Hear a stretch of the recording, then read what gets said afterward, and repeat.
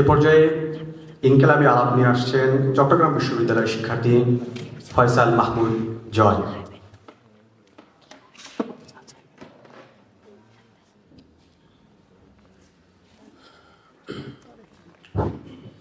বিসমিল্লাহির রহমানির রহিম।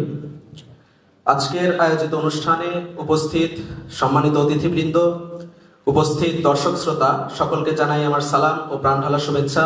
আসসালামু আলাইকুম। আমি আমার বক্তব্যের শুরুতেই আন্তরিক ধন্যবাদ ও কৃতজ্ঞতা জানাচ্ছি আজকের এই গুরুত্বপূর্ণ ইনকিলাবি আলোচনা সভার আয়োজনকারীদের। আজকের আলোচনার যেই বিষয়টি নির্ধারিত হয়েছে সেটি হচ্ছে সার্বভৌম সীমান্ত নির্মাণে সাংস্কৃতিক লড়াই। আমি আশা করি আজকের উপস্থিত বিজ্ঞ আলোচকবৃন্দের মাধ্যমে আমরা একটি গঠনমূলক আলোচনা দেখতে পেয়েছি এবং সামনেও দেখতে পাবো। তো আমি খুবই সংক্ষেপে কয়েকটি বিষয়ে আলোকপাত করতে চাই। দেখুন, আমরা জানি একটি জাতির সীমানা কিন্তু শুধু তার ভৌগোলিক মানচিত্র দ্বারা নির্ধারিত হয় না, এটি সেই জাতির ভাষা, সংস্কৃতি, ঐতিহ্য এবং স্বতন্ত্রতা প্রতিষ্ঠার সংগ্রামের ফসল। এবং সেই লড়াই কিন্তু শুধুমাত্র অস্ত্রের যুদ্ধ নয়, সেটি সাংস্কৃতিক এবং মানসিক লড়াইও বটে। সাংস্কৃতিক লড়াই পারে একমাত্র একটি জাতিকে ঐক্যবদ্ধ করতে এবং যে কোনো ভিনদেশী সাংস্কৃতিক আগ্রাসন থেকে সেই জাতিকে মুক্তি দিতে। আমি আসলে সাংস্কৃতিক লড়াই শব্দটি ইতিহাস থেকে বোঝার চেষ্টা করেছি। আমার ক্ষুদ্র মস্তিষ্ক দ্বারা আমি যতটুকু বুঝতে পেরেছি, সাংস্কৃতিক লড়াই বিষয়টি আসলে অনেক বড় একটি বিষয়। ইতিহাসের দিকে তাকালে আমরা দেখতে পাই দীর্ঘ 200 বছরের ব্রিটিশ শাসন বলবো না, আমি শোষণ বা অপশাসন বলতে পারি।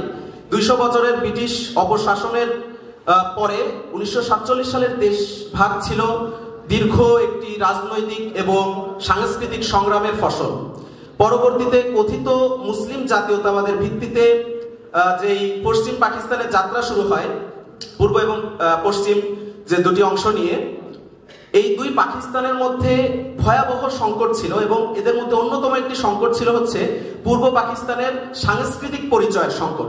কারণটা হচ্ছে পূর্ব পাকিস্তান অর্থাৎ পূর্ব বাংলা এবং পশ্চিম পাকিস্তানের সংস্কৃতির কিন্তু কখনোই কোনো মিল ছিল না। তো পরবর্তীতে এই সংকটের সঙ্গে আরো অন্যান্য অসংখ্য সংকট যুক্ত হয়ে যখন আমাদের দেওয়ালে পিঠ থেকে যায়, তখনই অভ্যুদয় হয় নতুন একটি বাংলাদেশের, স্বাধীন বাংলাদেশের। তবে আমার একটি প্রশ্ন হচ্ছে, আজকে এই স্বাধীন বাংলাদেশে আজও কি আমরা এই যে বিদেশি বা পাশ্চাত্য সাংস্কৃতিক আগ্রাসন বা সাংস্কৃতিক আধিপত্যবাদ থেকে মুক্ত হতে পেরেছি? আজও কি আমরা এই আমাদের যেই সার্বভৌমত্ব, পূর্ণ সার্বভৌমত্ব, সেটিকে আমরা ভোগ করতে পারছি? আমার উত্তর হচ্ছে না। কারণ আজও আমরা স্বাধীন বাংলাদেশে দেখতে পাই ভারতীয় সংস্কৃতির আধিপত্যবাদ, ভারতীয় সংস্কৃতি আমরা দেখতে পাই পাকিস্তানপন্থী, আমরা দেখতে পাই রাশিয়ানপন্থী, আমরা দেখতে পাই চীনপন্থী, আমরা দেখতে পাই সমাজতন্ত্র, আমরা দেখতে পাই গণতন্ত্র, আমরা দেখতে পাই ধর্মনিরপেক্ষতা, আমরা দেখতে পাই হিন্দুত্ববাদ, মুসলমানিত্ব ইত্যাদি ইত্যাদি দ্বন্দ্ব। ঠিক কবে আমাদের মধ্যে এই সকল পার্থক্য ভুলে যে আমাদের তরুণেরা এক সংস্কৃতির ছায়াতলে এসে দাঁড়াবে, সেটা অনেক কঠিন একটা বিষয়, সেটা বলা অনেক কঠিন। তবে এর জন্য প্রয়োজন অবিরত সাংস্কৃতিক লড়াই। ইনকিলাব মঞ্চ এমন একটি প্ল্যাটফর্ম যাদের অন্যতম এজেন্ডাই হচ্ছে সকল ধরনের পাশ্চাত্য ভিনদেশী সাংস্কৃতিক আগ্রাসন, সাংস্কৃতিক আধিপত্যবাদের বিরুদ্ধে অবিরত লড়াই চালিয়ে যাওয়া এবং সকলকে এক সংস্কৃতির ছায়াতলে নিয়ে আসা, এবং যেখানে সকলের সংস্কৃতি হবে বাংলাদেশি সংস্কৃতি, সকলেই হবে বাংলাদেশপন্থী। আমি আমার বক্তব্য বেশি দীর্ঘ করব না।